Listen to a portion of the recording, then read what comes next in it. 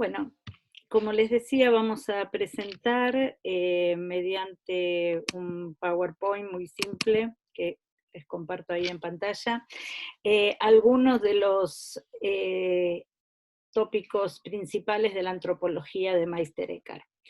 Recordarán que en nuestro primer contacto por mail les pedimos que leyeran 2 capítulos del libro de Alain de Libera, que está en la bibliografía del programa.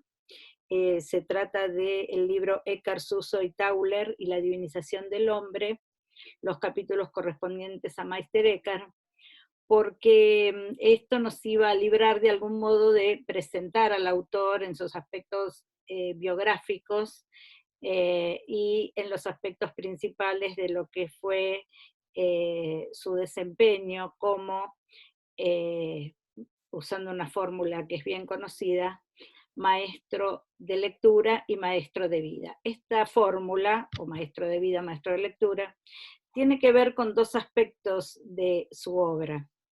Por una parte, la obra alemana, que tuvo una edición en el siglo XIX, que fue la edición de Pfeiffer, que dio lugar a que el abordaje que se hiciera durante la segunda mitad del siglo XIX y la primera mitad del siglo XX nos presentara a un Eckhart como maestro espiritual, y la obra latina, cuya edición crítica comenzó en 1936, que se vio interrumpida por la Segunda Guerra Mundial, luego se retomó, pero que hizo que el estudio de estos escritos en latín fuera bastante postergado, eh, y que una vez que fueron conocidos y estudiados, se buscara la vinculación entre estas 2 partes de la obra kantiana.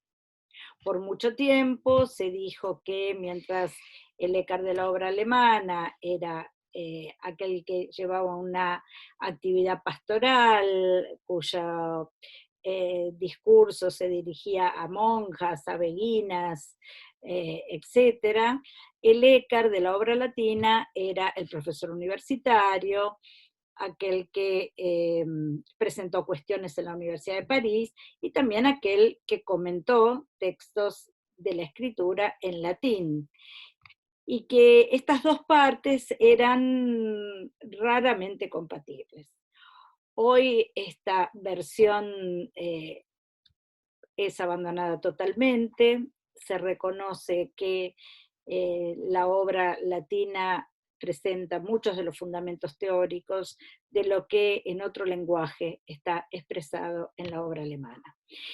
Y el tópico antropológico en particular nos va a dar la ocasión de ver que esto es así. Para comenzar elegí un texto de la obra alemana, podría haber sido cualquier otro, elegí este, simplemente como disparador.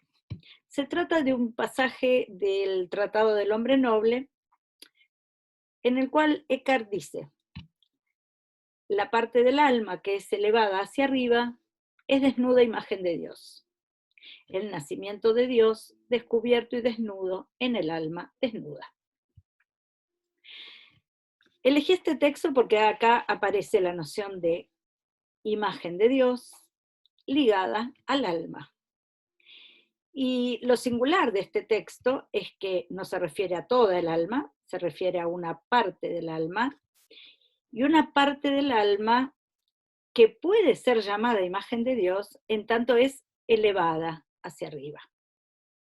Fíjense y retengamos esta idea de una parte del alma que se vuelve imagen de Dios en la medida en que es elevada. Cuando es elevada a imagen de Dios, lo que se produce es el nacimiento de Dios en el alma. Ese nacimiento es el nacimiento de Dios que es llamado desnudo en el alma desnuda. Rápidamente se reconocen tópicos eckartianos que tienen que ver con lo que llamamos los ejercicios espirituales, que propone Eckhart, un alma desasida, un alma separada, el hombre noble es este hombre desasido, separado, en el cual nace Dios. Lo que nos interesa retener de este texto es el tema particular de nuestro curso, que es la noción de imagen. Recuerdan que en la presentación general dijimos que en realidad lo que se dice en el texto del Génesis 1:26 no es que el hombre es imagen de Dios, sino que el hombre fue creado a imagen de Dios. O sea, hay una distinción entre imago Dei y ad imaginem. El hombre fue creado a imagen de Dios, no como imagen de Dios. Si buscamos en el tratamiento teológico del tema de la imagen, del cual Eckhart obviamente es deudor, el término imago Dei es usado en sentido estricto para el logos. El logos, que como ustedes saben en la Trinidad es el Hijo, es la perfecta imagen del Padre. De esta manera, el Padre es un perfecto ejemplar que se refleja en su perfecta imagen, que es el Hijo. El logos, entonces, es lo que estrictamente hablando puede llamarse imago Dei. El hombre, en cambio, fue creado ad imaginem, es decir, a imagen. Ahora, esto puede tener dos sentidos, como dijimos en la presentación del curso. El sentido de diferenciarse tajantemente de lo que es imagen perfecta, es decir, el logos, y subrayar con este ser a imagen su carácter creatural, o puede significar, y es lo que significa para Eckhart, que este hecho de ser a imagen haga posible que en él pueda cumplirse lo propio de la imagen. El hombre, puesto que fue hecho a imagen, está llamado a ser elevado al nivel de la imagen, es decir, a participar del orden de lo eterno. Este es el sentido eckartiano del hecho de ser imagen, lo cual relaciona Eckhart con un tópico que a esta altura también es tradicional, que está reflejado en la fórmula agustiniana capax Dei.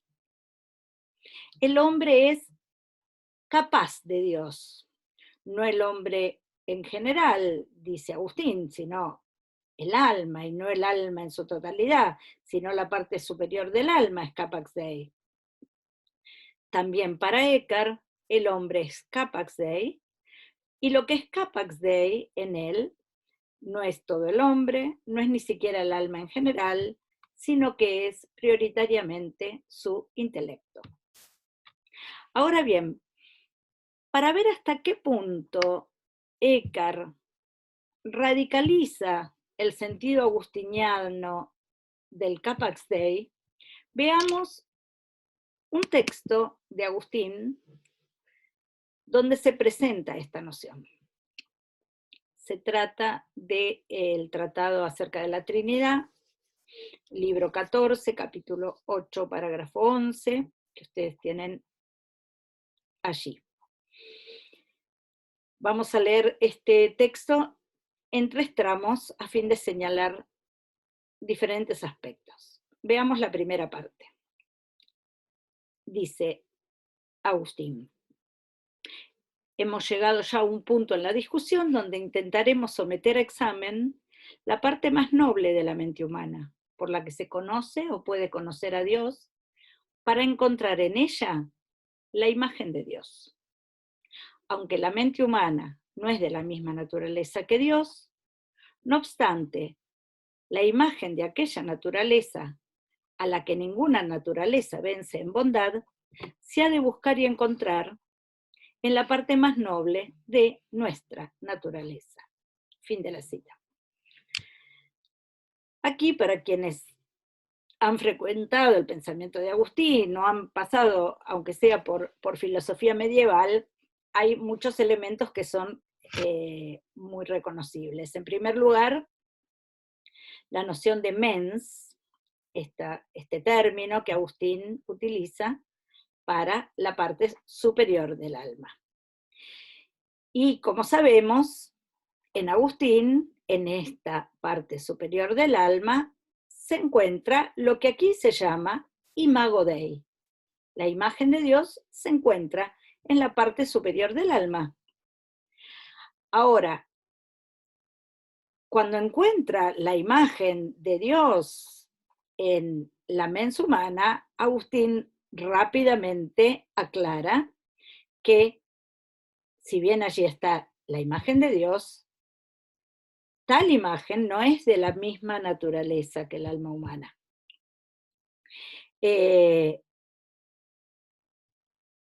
Recordarán los movimientos agustinianos de distentio, intentio y extensio. Aquí estamos en el momento de la intentio, de la interioridad. El único lugar para Agustín donde puede encontrarse a Dios. Allí lo encuentra como imago Dei. Pero al mismo tiempo que lo encuentra, en este segundo movimiento se produce la extensio, el tercer movimiento. Es decir, el ser consciente de que no hay una identidad entre Dios y el alma. La imago Dei no es la mente humana, sino que la imago Dei está en la mente humana. Continúa el texto. Cito. Dijimos ya que, aún rota nuestra comunicación con Dios degradada y deforme, permanecía imagen de Dios. Es su imagen en cuanto es capaz de Dios y puede participar de Dios. Y este bien tan excelso no pudiera conseguirlo si no fuera imagen de Dios. En este texto aparece un nuevo sentido de imagen. Ahora, la que es llamada imagen de Dios es el alma humana, no toda, sino nuevamente, la mens. Y es llamada imagen de Dios en cuanto es capax Dei. Fíjense la fórmula, capax Dei. ¿Qué significa capax Dei? Que puede participar de Dios. Y esta participación no sería posible si ella misma no fuera imagen de Dios. Entonces, en un mismo texto, en el mismo parágrafo, encontramos en Agustín estos dos sentidos de imagen. La imagen de Dios, como la presencia de Dios en el alma, que no se identifica con el alma o mens, y la mens como imagen, que es ella misma capax Dei. Por último, el texto dice, mira, la mente se recuerda, se intelige y se ama. Si esto vemos, vemos una Trinidad. Aún no vemos a Dios, pero sí una imagen de Dios. Esta continuidad del texto nos revela en qué sentido la mente es imagen de Dios. Lo es por su estructura trinitaria. Y esa estructura no es otra que la de memoria, inteligencia y voluntad. La mente es imagen de Dios en cuanto en ella se refleja la estructura de la constitución divina. Y este carácter de ser imagen de Dios, esta constitución unitrina, no se pierde aun cuando el alma esté degradada o subsumida en el pecado. No se pierde esta condición de imagen, pero atención, esta condición de imagen que la vuelve capax Dei es simplemente por reflejar en ella la estructura trinitaria. y esto es tener en sí la imagen de Dios. Esta fuente agustiniana, que es muy gravitante en el pensamiento de Eckhart, y que Eckhart no hará sino radicalizar, se pone en conjunción con otra fuente. Una fuente según la cual cobra una prioridad inusitada en el pensamiento de Eckhart el tema del intelecto. Las fuentes que hacen prioritario el tema del intelecto proceden sobre todo de lo que podemos llamar el albertismo eckartiano. Y cuando digo albertismo, no me refiero solamente a la obra de Alberto Magno, sino de la continuidad de la escuela albertista que llega hasta Meister Eckhart. ¿Por qué en este marco teórico incluimos la mención de estas fuentes?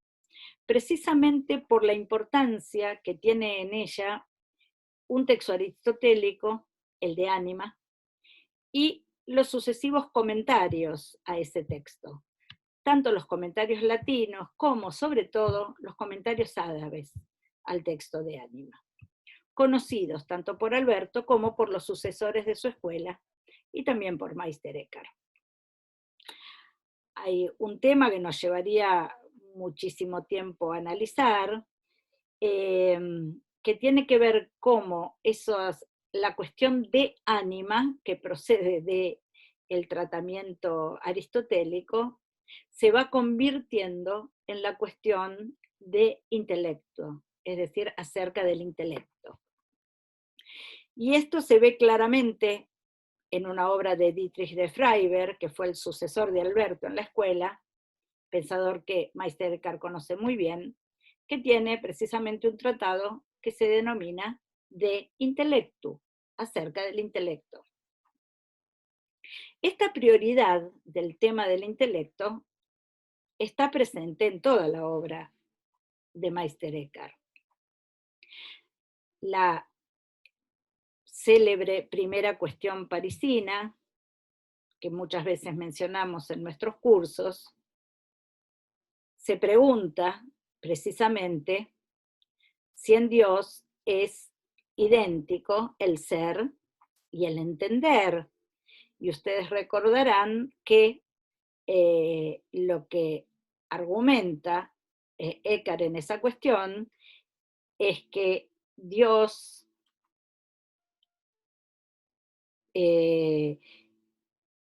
es porque entiende y no entiende por qué es. Es decir, que hay una prioridad del inteligere por sobre el ese en la naturaleza divina.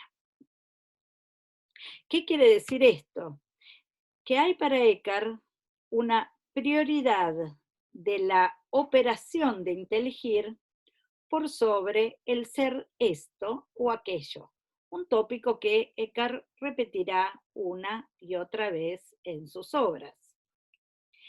Esta prioridad del entender en Dios está argumentado en base a una serie de autoridades, y la primera que pone Eckhart en esa primera cuestión parisina es precisamente el inicio del Evangelio de Juan. Es decir, el famoso pasaje en el cual se dice, en el principio era el Logos. En esa primera cuestión parisina dice Meister Eckhart, como dice el Evangelio de Juan, en el principio era el Logos, y el Logos es algo del orden del entender y no del orden del ser. De modo que por ahora retengamos esta vinculación entre la prioridad del inteligere en la obra de Eckhart con la relación entre ese inteligere y una de las personas de la Trinidad en particular, la persona del Logos.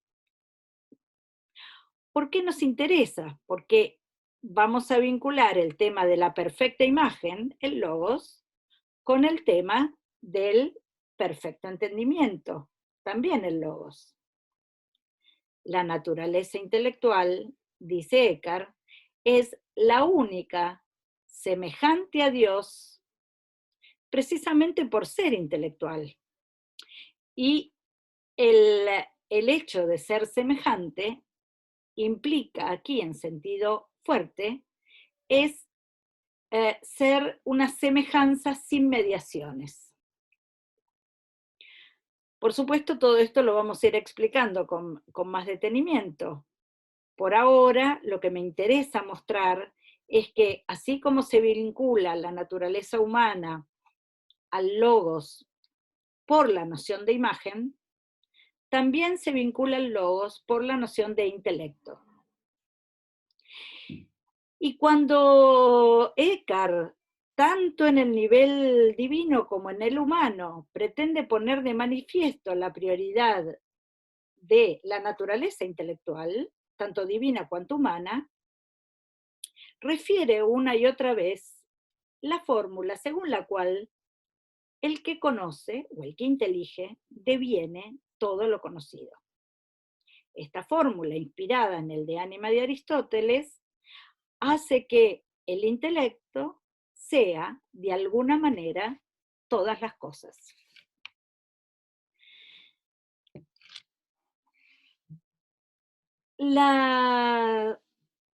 Los temas que acabo de presentar los vamos a leer de manera sintética en algunos pasajes de dos comentarios de Eckhart a la Escritura.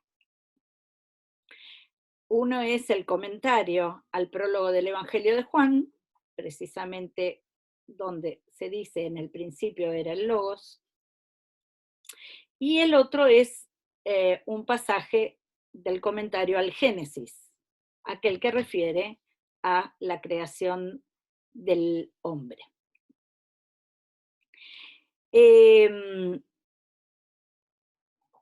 Para Eckhart comentar la escritura es algo que hace como tarea académica, y en el inicio del comentario al Evangelio de Juan, por ejemplo, dice que comentará la escritura utilizando las razones de los filósofos.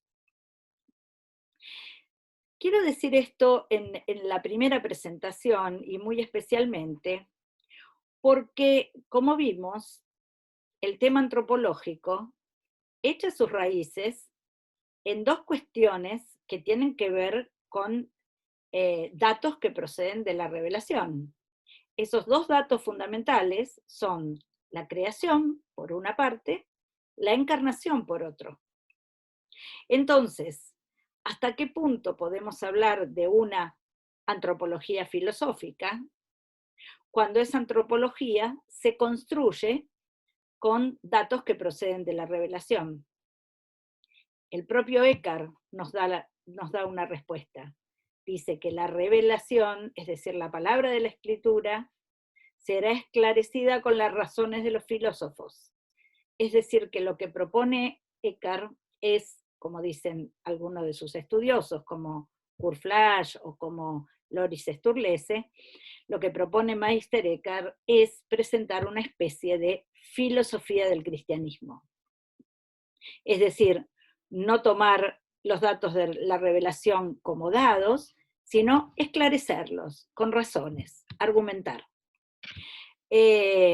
Lo que va a argumentar a partir de la escritura es qué significa que el hombre ha sido hecho a imagen, qué significa que el logos es la verdadera imagen y cómo se relacionan el ser a imagen y el ser perfecta imagen, cómo se relaciona esa imagen con la creación, puesto que todas las cosas fueron hechas en el logos, es decir, todas las cosas fueron hechas en la imagen, cómo el carácter intelectual de la imagen hace que las cosas hechas en la imagen tengan también ese carácter intelectual, para luego mostrar cómo ese logos imagen, perfecto intelecto encarnado,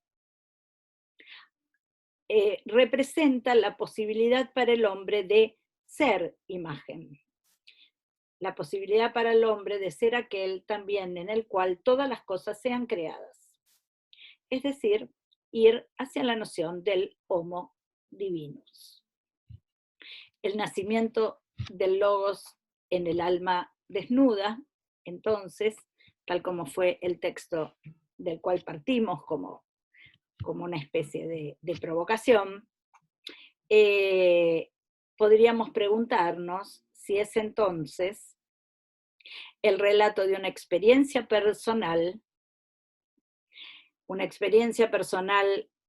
que Eckhart va repitiendo en uno y otro lugar de su obra alemana, o en cambio pretende fundamentar una auténtica antropología filosófica.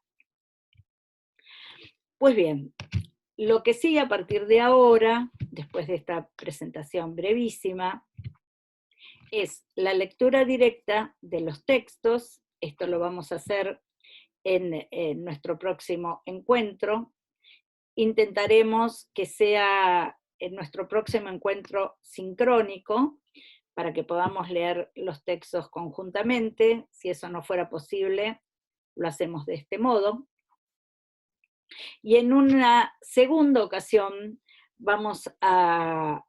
les voy a pedir a algunos de ustedes que expongan dos piezas de literatura secundaria. Una es el texto de Brunner, Misticismo y Racionalidad, en Meister Eckhart, y el segundo es un capítulo de un libro de Sturlese, que es el que está mencionado en la bibliografía. Sin embargo, hemos cambiado el capítulo. Nos pareció mejor, en este caso, el capítulo que van a encontrar en el campus y en el drive, que trata la noción de imagen y que se denomina mística o filosofía. Tanto el texto de Brunner como el texto de Sturlese tienen un marco general, que es el que pretendimos plantear en esta última parte de esta charla, y que tiene que ver, con las consecuencias místicas de la obra de Eckhart, si la pretensión de unión con la divinidad o de divinización, todavía más, tienen que ver con una cierta irracionalidad, o si, en cambio, esa mística está fundamentada en una especulación teórica racional que pretende una fundamentación filosófica de la escritura. Bueno, sobre todo esto tengo la pretensión que podamos discutir con